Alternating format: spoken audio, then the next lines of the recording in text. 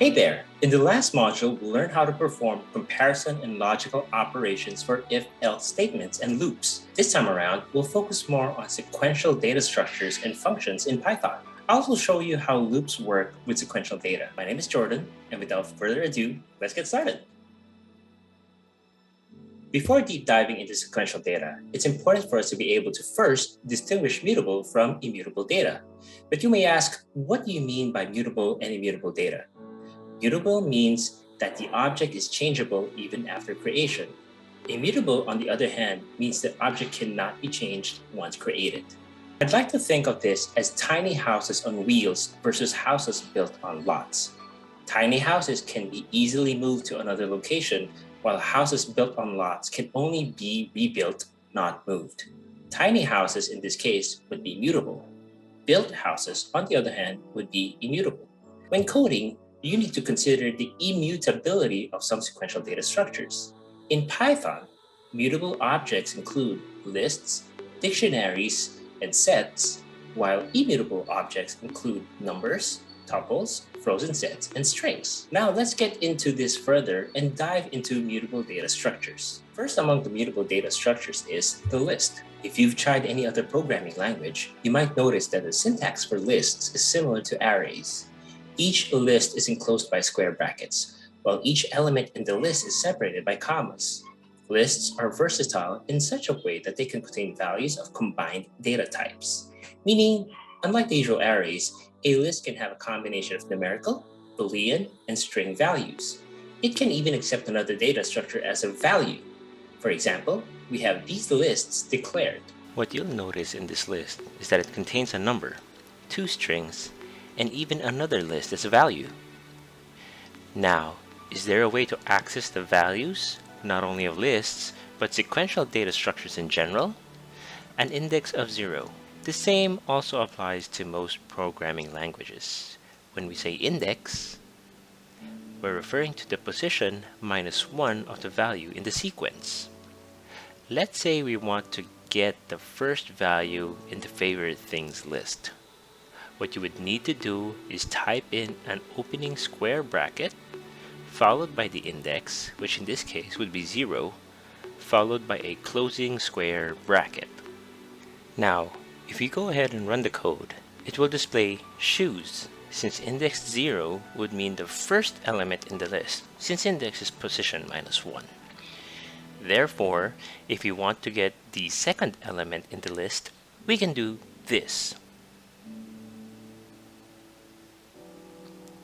We just need to change the index from 0 to 1 to get 8 as an output of the second element variable.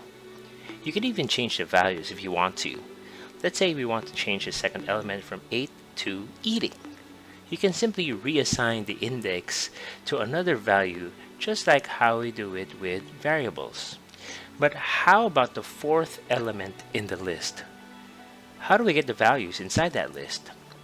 In such cases, what we can do in these so-called nested lists or list in a list is just to add another opening square bracket followed by the index of the nested list followed by another closing square bracket. So, if you wanted to access toxic, which is a second element inside the nested list, we just need to access the nested list itself by entering 3 as the first index and 1 as the second index.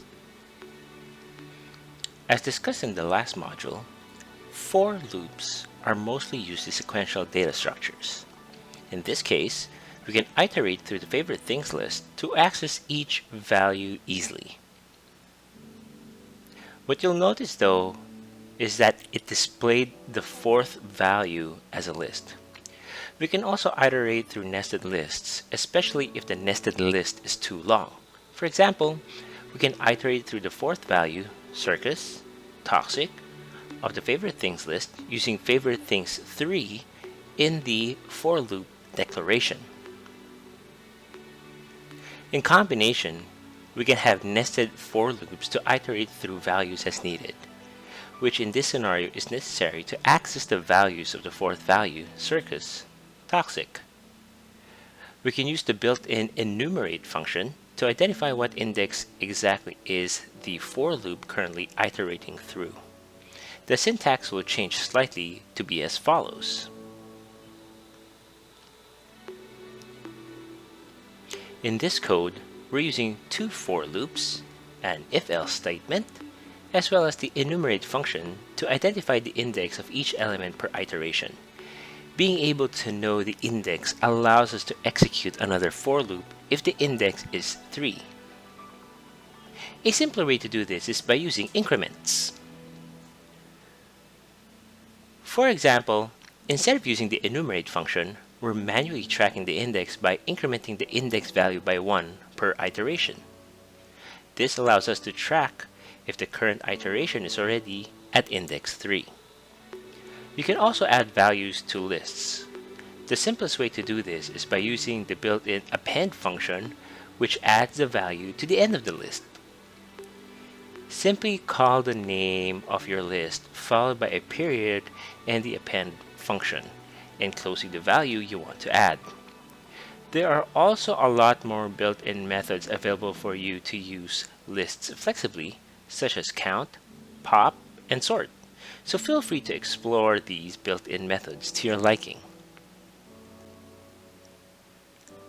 Now let's go ahead and briefly discuss sets. Sets are almost like lists. The only difference is that duplicate values are not allowed and that it's not indexed. In lists, we can have repetitive values such as this one. As you can see, the string values never, gonna, and you were declared twice. In sets, these values can only exist once. Now let's try and convert this list to a set. You can do it by simply enclosing the list by the built-in set function. In this case, set never gonna give you up, never gonna let you down would be the same as set rickroll, since the rickroll variable has this list as its value. Now, if we go ahead and run this code, the second print function displayed values from the rickroll list excluding the repeating values. This is because sets don't allow duplicates. Therefore, the strings never, gonna, and you were only shown once.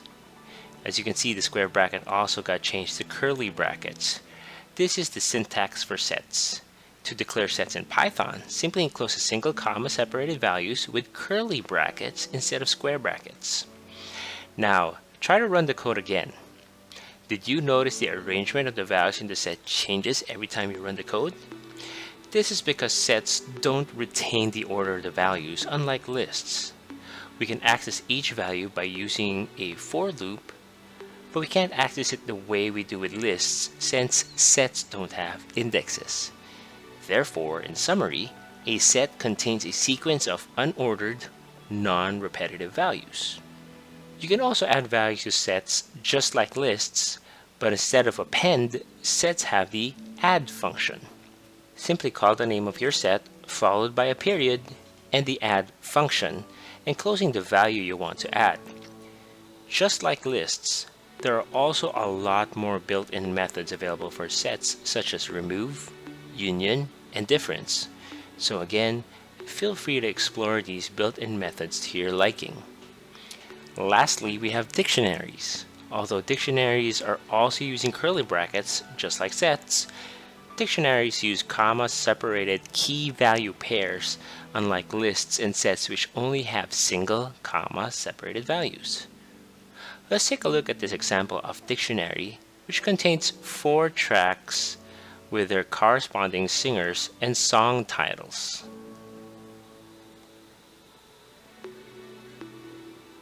Notice how there's a value on the left side with a colon at the end.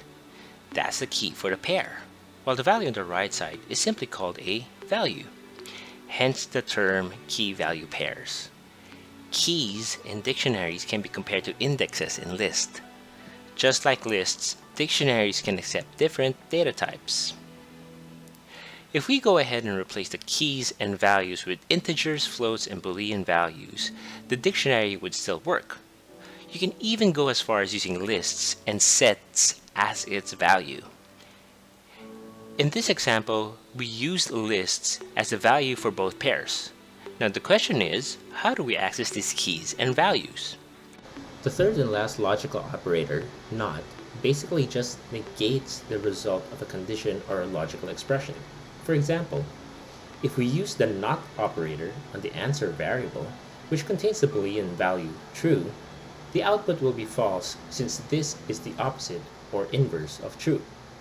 For dictionaries, we have the built-in functions items, keys, and values to access key-value pairs through a for loop. Now let's go back to our first dictionary example. If we only want to get the keys of favorite songs, we can simply perform a for loop using the keys function.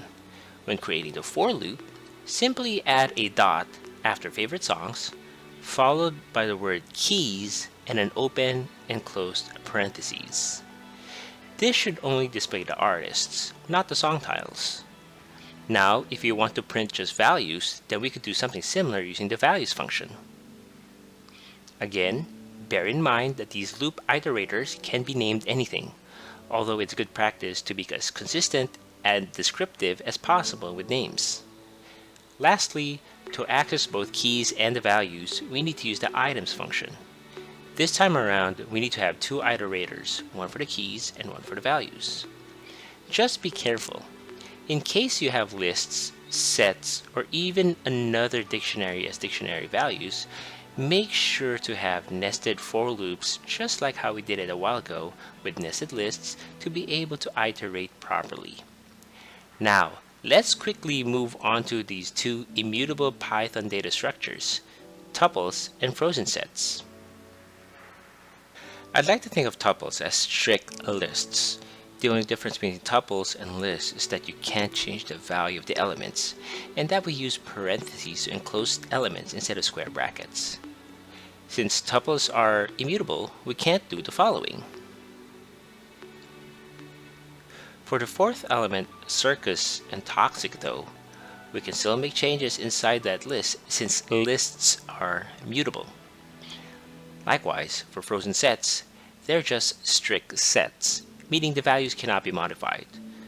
To convert a list or set to a frozen set, simply have it enclosed with the built-in frozen set function. Now, you might get hungry with this, but before we wrap up, let's talk about functions. Let's say we have some pizza dough and we want to bake a pizza in an oven. A function would be comparable to an oven in this case. The dough would be the parameter, while the pizza, the end result, would be the return value. Do you need an oven to have a pizza? The answer is no, you don't. You can do other things with an oven, right? The same thing applies to functions. Functions are created to help reuse blocks of code for various purposes without having to type in the code over and over again, resulting in code redundancy. Now let's go ahead and create a function called bake. First, type in the def keyword, followed by the function name, which in this case is bake. Then let's put open and close parentheses. Inside the parentheses, we can put one or more parameters which are optional values passed onto the function. You can name this whatever you like, but again, let's be as descriptive as possible with naming. With parameters, we can use whatever values we pass to perform necessary actions inside the function. For this example, we're just printing the parameter, but we can add so much more to this block of code. Lastly, let's add the return keyword along with whatever value you'd want to use as a return value. Return values are comparable to the values we assign to variables. When we call variables, we get the values we assign to it. For functions, we get that optional return value every time we call it. When there's no return value declared, the function simply executes the lines of code inside the function block. Let's say your oven is on self-cleaning mode. You did not put anything inside to bake, so you're not expecting anything to come out of the oven. It simply does its job, which is to clean itself. Now let's perform a function call by typing in the function name, which is bake. And inside the parentheses, let's type in pizza as its parameter. Now let's go ahead and assign this then to a variable named dinner. The output would be baking pizza, and my dinner is pizza. Just like that, we now have our first ever function in Python. In this module, we learned to distinguish mutable from immutable data. I also walked you through different Python data structures such as lists, sets, dictionaries, tuples, and frozen sets. We were also able to create our very first Python function. Now, if you remember, strings are also immutable. We can also iterate through strings using loops. We'll talk more about the string manipulation along with the file input-output operations and basic data analysis in our next module. We'll also be using functions more to keep our code neat. Thank you for listening and see you on the next one.